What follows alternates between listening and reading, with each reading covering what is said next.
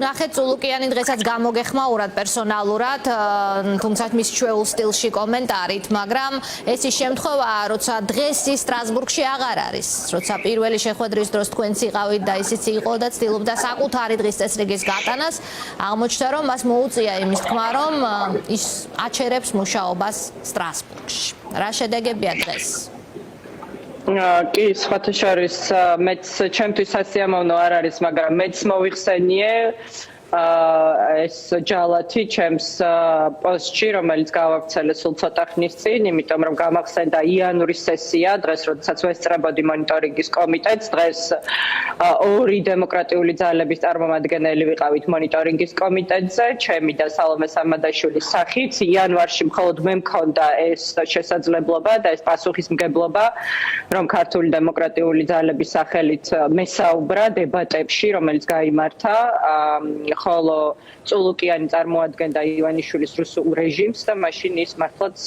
10-0 დამარცხდა, რაც გამოიხატა იმაში, რომ მას ბოლოს თხოვეს, რომ დაეტოვებინა დარბაზი, იქცეოდა იმგვარად, რაც სრულიად შეუსაბამოა საპარლამენტო ასამბლეისთვის და რაც მთავარია, ამ დებატებმა გამოიღო კონკრეტული შედეგი და ეს შედეგი მდგომარეობს იმ რეზოლუციაში, რომელიც ევროსაბჭოს საპარლამენტო ასამბლეამ მიიღო, სადაც დაუშვებლად მიიჩნია რუსული ოცნების მონაწილეობა ევროსაბჭოს საპარლამენტო ასამბლეის სამუშაოში, ევროსაბჭოს საპარლამენტო ასამბლეაში, მანამ სანამ არ შესრულდება ორი ფუნდამენტური მოთხოვნა, ეს არის ახალი თავისუფალი საპარლამენტო არჩევნები და პოლიტპატიმრების გათავისუფლება. ანუ თინა, რომ დავაზუსტოთ მაყურებლისთვის, ეს იყო რეალურად მარცხი ოცნების წულუკიანის ხელმძღვანელობის დელეგაციის, იმიტომ რომ ეს წულუკიანმა კი არ გადაწყვიტა მუშაობის შეჩერება, არამედ ევროსაბჭომ თქვა, რომ თქვენი მუშაობა შეჩერდება აქამდე, ვიდრე თქვენ არ შეასრულებთ ორ მთავარ პირობას, ასე იყო ეს? ანუ არ ჩაატარებთ ახალ არჩევნებს, არ გამოუშვებთ პოლიტპატიმრებს. კი, ასე იყო სოფო ზუსტად და მე მაყურებელს შევახსენებდი იმ ქორეოგრაფიას, რომელიც ჩაატარა რუსულმა დელეგაციამ ევროსაბჭოს საპარლამენტო ასამბლეაში, რომელსაც იმიტირებს თეა წულუკიანი ერთ-ერთში, ანუ ფორმალურად სანამ გარიცხავდნენ რუსულ დელეგაციას, რუსეთის დელეგაციამ ჩაატარა ბრიფინგი და განაცხადა, რომ ისინი თავად ტოვებდნენ ასამბლეას, ანუ ზუსტად იგივე გააკეთა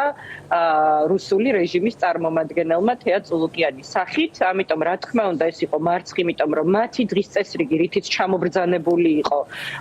წულუკიანი ევროსაბჭოს საპარლამენტო ასამბლეაზე იანვარში იყო ის, რომ მათი უფლებამოსილება დამტკიცებული იყო ყოველგვარი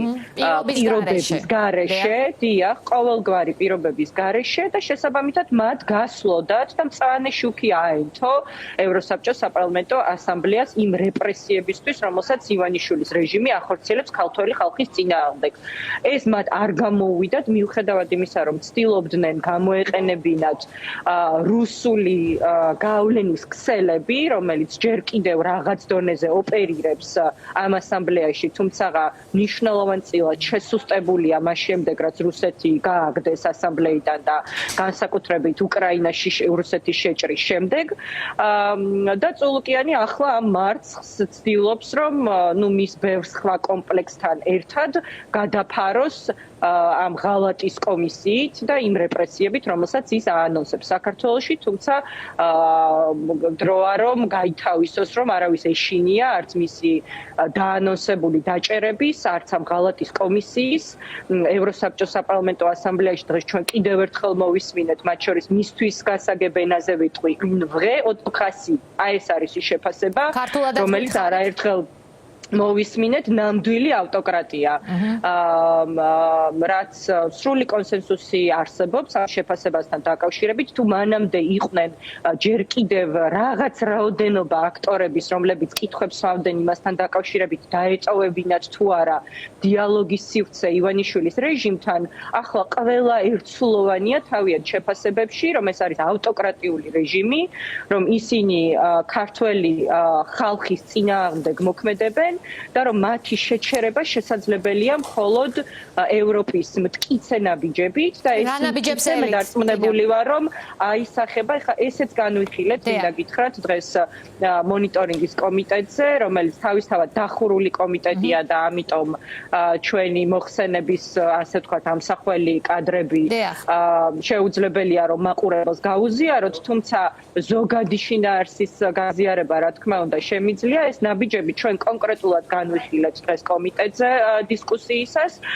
ერთია რას გააკეთებს ევროსაბჭოს საპარლამენტო ასამბლეა როდესაც შედგება დებატები ხუთშაბათს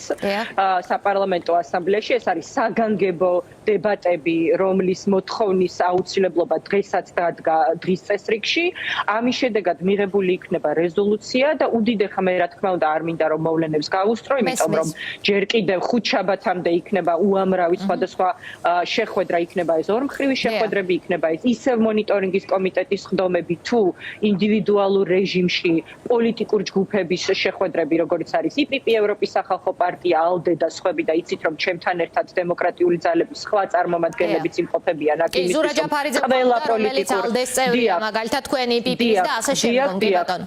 დიახ ამიტომ ეს მუშაობა ორმხრივ ფორმატებში ისევ როგორც პოლიტიკურ ჯგუფებში ისევ როგორც მონიტორინგის კომიტეტში და მომხსენებლებთან თანამომხსენებლებთან ძალიან ინტენსიურად მიმდინარეობს და ეს არის ჩვენი საერთო ძალისხმევა მე რა თქმა უნდა ამიტომ მოვლენებს წინ ვერ გავუსწრებ თუმცა მე ნამდვილად მაქვს უყარი მოლოდინი იმის რომ ხუთშაბათს კვლავ ვიხილავთ ძალიან მწვავე რეზოლუციას ამ ასამბლეაში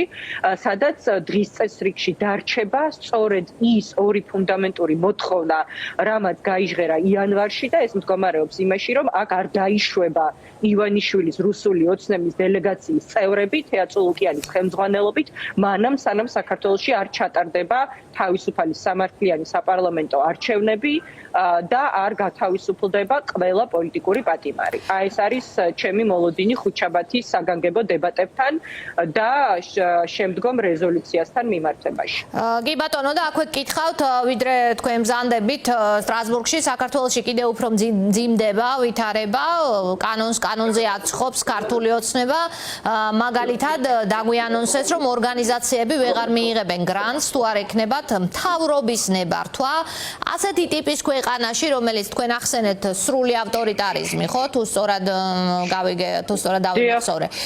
ასეთ ქვეყანას ევროპული პრივილეგიები ნაკლებად აქვს ხოლმე შესაბამისად უვიზო რეჟიმის შეწყვეტის თემა რაც სამწუხაროდ უფრო და უფრო ხშირად აქტუალიზდება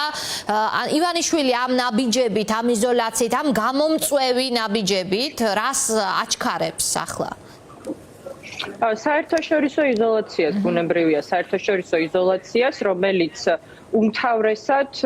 ჯერჯერობით მომდინარეობს ინდივიდუალური ქვეყნებისგან, იმიტომ რომ არსებობს ვიქტორ ორბანის უნგრეთის და სლოვაკეთის ვეტოს მექანიზმი ევროკავშირის დონეზე გადაწყვეტილებების მიღების, თუმცა ჩვენ ვხედავთ, რომ ბრიტანეთის მხრიდან წამოვიდა სანქციები და ეს სანქციები მხოლოდ გაფართოვდება. აქ არის წარმოდგენილი მათ შორის სწორედ ის ბრიტანელი დეპუტატი, რომლის ინიციატივითაც დაუწესდათ სანქციები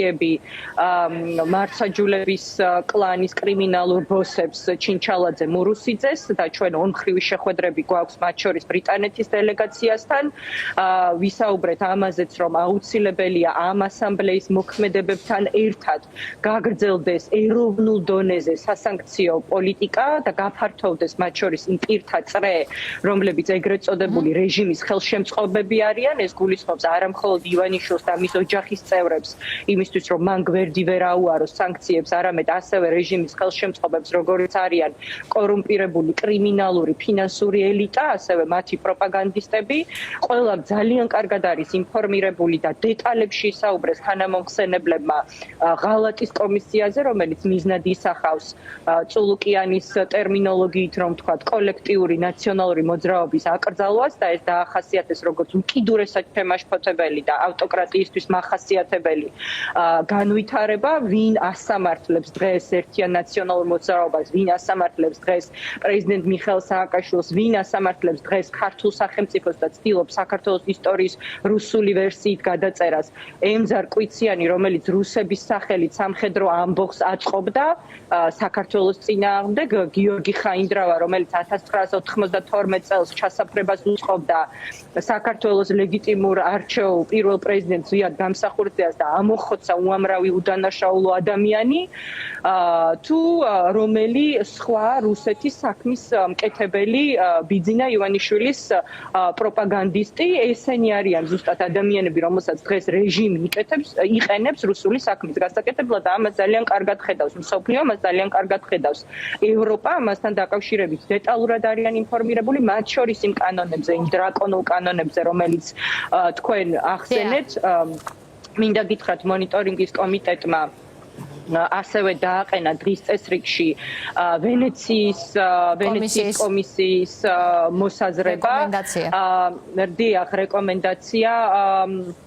ამ კანონებთან დაკავშირებით, ამის უფლება რა თქმა უნდა აქვს სახელმწიფოს, მაგრამ მაშინ როდესაც სახელმწიფო მიტაცებულია და თავის ფუნქციებს ბევრი სხვადასხვა მიმართულებით ვეღარ და აღარ ასრულებს, ამ უფლებამოსილების გამოყენება შეუძლიათ ასევე